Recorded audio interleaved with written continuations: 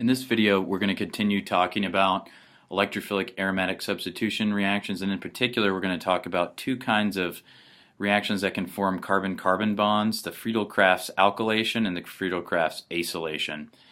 So in the last video, we introduced essentially 6 different reactions, or we at least talked about the fact that 6 different reactions exist in terms of electrophilic aromatic substitution. We talked about 4 of those reactions in the last video: formation of carbon-bromine bonds, carbon-chlorine bonds, carbon-nitrogen bonds, and carbon-sulfur bonds by electrophilic aromatic substitution. In this video, we're going to add alkyl groups or acyl groups, so all things containing carbon-carbon bonds, and that carbon can have a double bond to oxygen, that's called an acyl group, or it can not have a double bond, which is called an alkyl group. So that's what we're going to focus on here. So the Friedel Crafts alkylation, the simplest example of that would be you take benzene and you treat it with a carbon that's attached to a leaving group, usually a chlorine, and a Lewis acid like aluminum trichloride, and what you get is one of the carbons on your benzene is now bonded to the carbon that used to be bonded to the chlorine. So you have this carbon and this carbon are the same carbon, so you're forming a carbon-carbon bond. Okay, what's the mechanism? So if we start with the alkyl halide, right? The sort of the generic mechanism for any electrophilic aromatic substitution is that the electrons from benzene are attacking a really, really strong electrophile, right? So in the first step, just like in all the other electrophilic aromatic substitution reactions, we need to make this a better electrophile. This is an okay electrophile, but let's make it a better one. And the way that we do that is by reacting it with a very strong Lewis acid like aluminum trichloride. And so the only Lewis base on this molecule are the lone pairs of electrons on chlorine, so that attacks our aluminum, and we get something like this, a Lewis acid Lewis base complex, which I'm just going to say AlCl3. The aluminum is going to have a formal negative charge to chlorine. It's going to be making 2 bonds and 2 lone pairs, so it has a formal positive charge. So this is our Lewis acid Lewis base complex. Now what can happen is this bond can break to neutralize the positive charge on chlorine, and we get a carbocation, which is obviously a much stronger electrophile than this compound that just had a partial positive on carbon, plus aluminum with 4 chlorines and a negative charge. So the carbocation is going to be our very strong electrophile. So once we form that in the first step, or in the first series of steps, now benzene, the electrons in benzene could be induced to attack that carbocation, right, because it's a very strong electrophile. So we attack the carbocation, and just like in all of our other electrophilic aromatic substitution reactions, right, we're forming a sigma complex, which can then undergo deprotonation with a base, probably the negatively charged aluminum tetrachloride anion.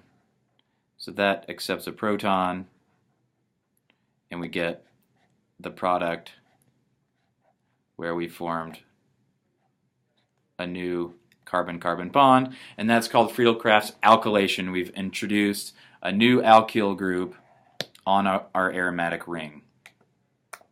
Okay, so let's look at other Friedel Crafts alkylations. The ones that work the best are on relatively simple alkanes. So remember that primary carbocations are not particularly stable, and it's not reasonable to invoke their formation. So in this particular reaction, what happens is if you have a primary alkyl halide, you still get a primary addition product, or substitution product, but in this case, now you make a Lewis acid Lewis base complex, which would look like this: Cl, Al, Cl3 minus plus. And now this is at least a stronger electrophile, so what can happen is we can attack this at the same time that our leaving group leaves, and then the same series of steps will end up getting us to.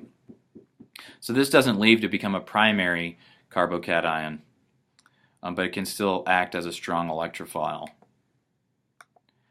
But what we can start to see is that if there's a possibility of carbocation rearrangements, right, this would be a primary carbocation that could rearrange to a secondary.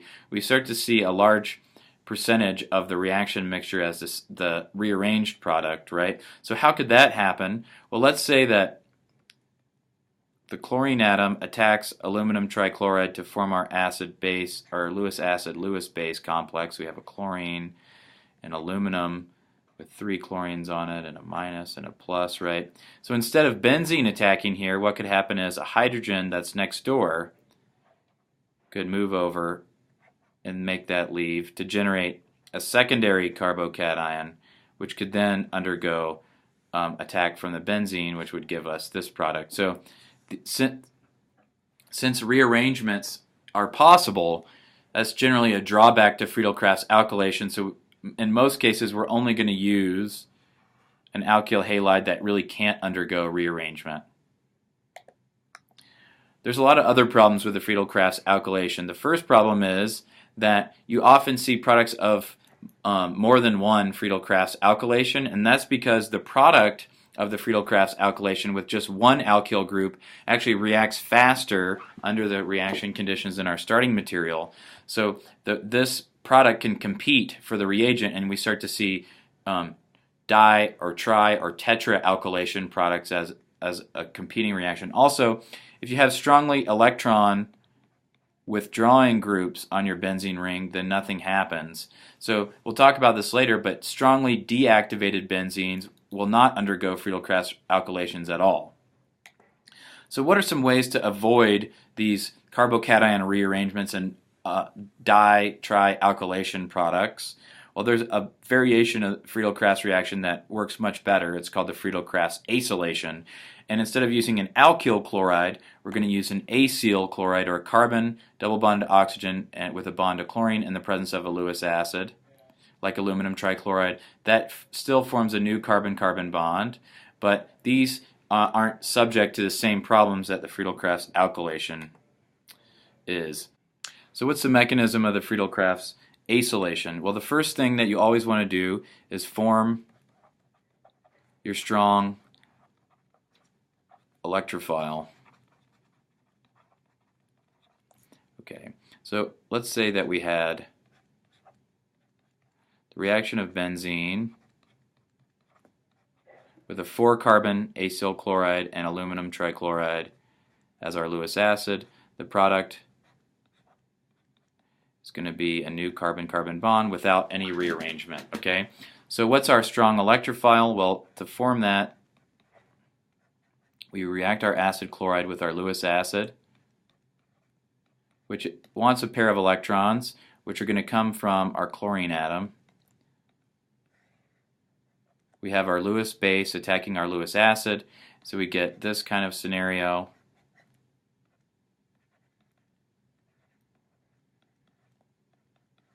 Right, and now just like before, that can leave to give us a carbocation. But the difference now is that this carbocation is resonance stabilized, right? Because the oxygen can actually accept some of that positive charge. So it's shared between carbon and oxygen is relatively stable, right? So then benzene can come along and see this electrophile.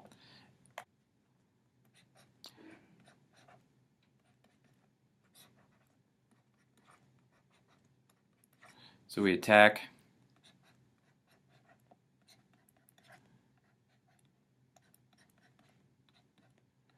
We get this kind of scenario. Loss of a proton gives us our final product.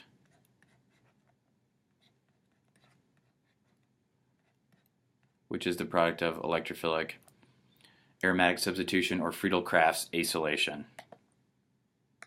Okay. Why is Friedel Crafts acylation so great? Well, remember earlier in the video we couldn't make this compound as a major product because it would undergo by Friedel Crafts alkylation because it would undergo rearrangements, right? So instead what we can do is acylation followed by deoxygenation called the Clemenson reduction with zinc, mercury, amalgam, HCl. We get rid of the oxygen atom and we get butyl benzene, N-butyl benzene without any rearrangement. Okay. The best thing about the Friedel Crafts alkylation is that the product of the Friedel Crafts acylation is deactivated. So that means it reacts slower than the starting material, so that means it usually undergoes a single Friedel Crafts acylation, and you don't get products of over-acylation.